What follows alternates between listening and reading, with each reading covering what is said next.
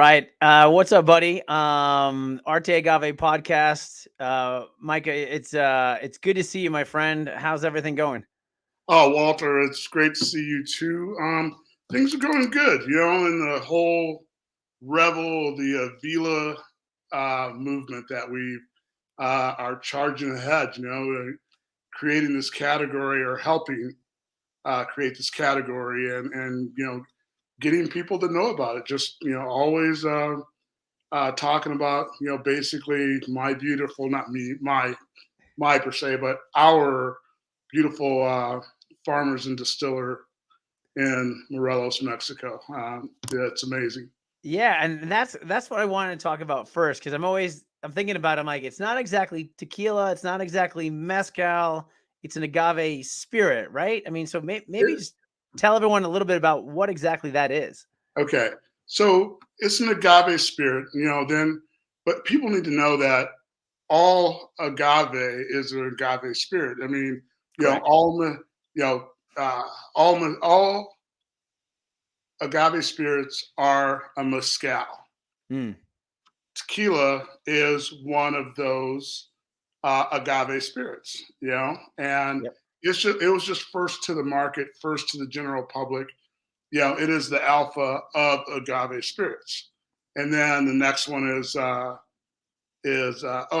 people know tequila has to be made out of the Blue Weber agave only, and then you have mezcal, but everything really is a mezcal. But Yep. it's been put down to get to 9 states. Oaxaca, being the main one where mezcal comes from. But there's 9 other states that are designated mezcal states, and then you have Bacanora, which is from mainly Sonora, Mexico, and you have what's the other one called Sotol, which comes Yep. out of the desert spoon plant, and that's in like Chihuahua, Durango, and all this other area.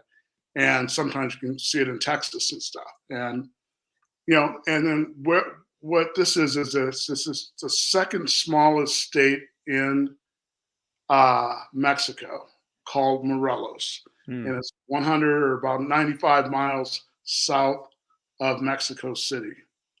And right behind it or right near it is an active volcano called El Popo.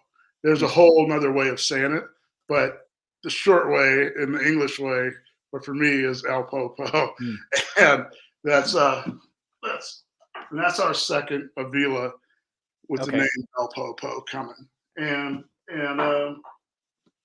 so this was an area that was really like rich with soil and high alkaline and natural aquifers and everything. And there was a group of farmers and distillers there that were making their own product. And Hector Ruiz is a friend of mine in Minneapolis, and and Mm, this is his family's, mm. and he brought me down there. I was just brought in because I was looking for a tequila, Right. and so I was brought in there, and so that's where the whole Avila comes from. It's this group of farmers and distillers that making their own product. They're not designated a tequila. They're not designated a mezcal or bacanora or any of those. So they decided, that to come together and go, okay, we're gonna call our area Avila, and it's after Noe Avila. Mm. He is the master distiller of Rebel, actually. Wow. So Yeah. that's super interesting, and I was trying to figure out what exactly it was. So it's basically like you said, it's an all their agave spirits, but it just there's certain rules to the other ones, where they're grown or region, things of that nature. So it's kind of like whiskey, where there's like, well, there's bourbon, there's Tennessee whiskey, there's Scotch whiskey, there's this Right. whiskey. Yeah. Okay. Or another good one is champagne Hmm. and sparkling wine.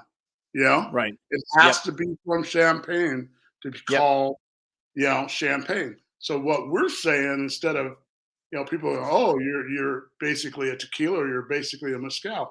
No, this is an Yeah. Avila. You have in order for it to be an Avila, it has to be from Morelos.